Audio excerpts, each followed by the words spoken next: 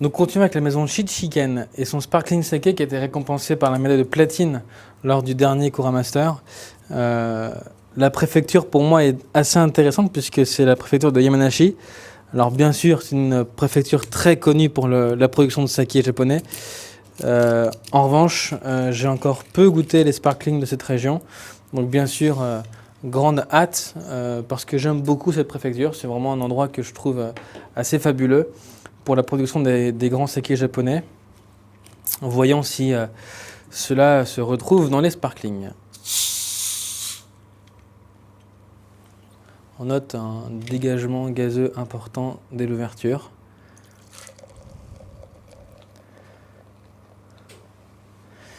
Et Shichiken.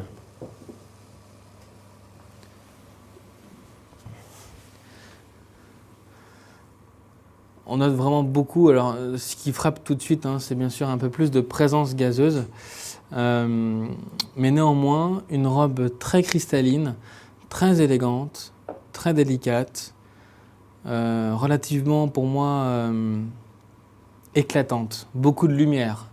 Je devine presque beaucoup d'énergie dans ce saké, rien qu'à la vue, qui est assez remarquable. Très très joli saké. Et qui justement intrigue, parce que cette brillance, c'est très éclatant et pour moi c'est assez intéressant. Pour le nez. Un premier nez discret où effectivement on a encore cette trace de gaz qui arrive. Je pense qu'il faut tout simplement l'aérer pour pouvoir lire le second nez, pardon. Et quelque chose d'assez surprenant. Parce qu'on a le poivre qui apparaît, c'est très délicat, c'est fin, c'est pas trop puissant. Le poivre qui est vraiment très marqué et qui amène beaucoup de gourmandise. Je dirais que c'est quelque chose qui intrigue, qui est intéressant parce qu'on a envie de goûter après. C'est assez remarquable puisqu'on a beaucoup de complexité parce qu'en plus du poivre,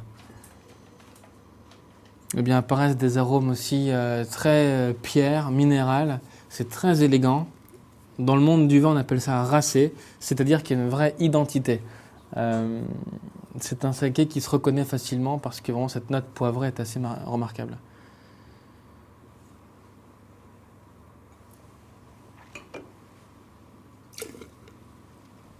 L'attaque en bouche est vive, elle est fraîche, avec beaucoup de gaz. On retrouve ce gaz qui va guider tout au long. C'est pour moi celui qui, depuis le début de la dégustation, a le plus de gaz.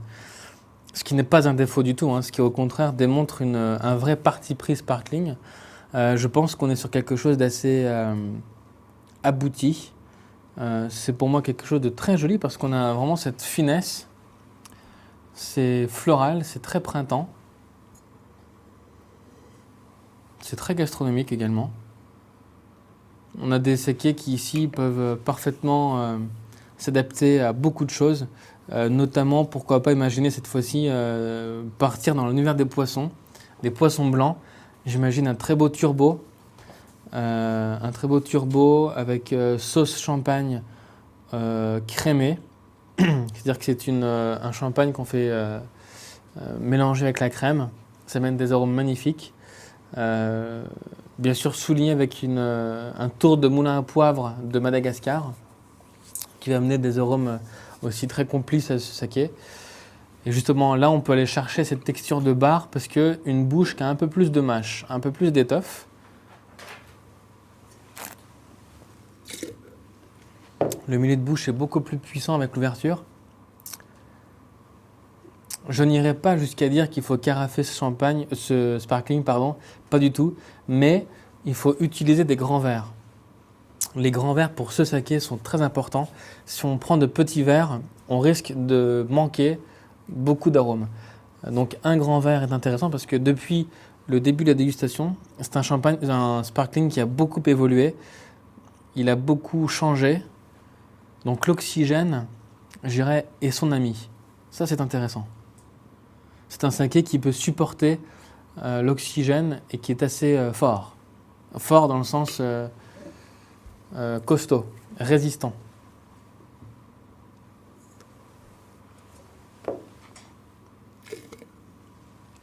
Ouais, c'est très joli parce qu'on a toujours ce côté dense en bouche, mais la fin reste désaltérante, fine.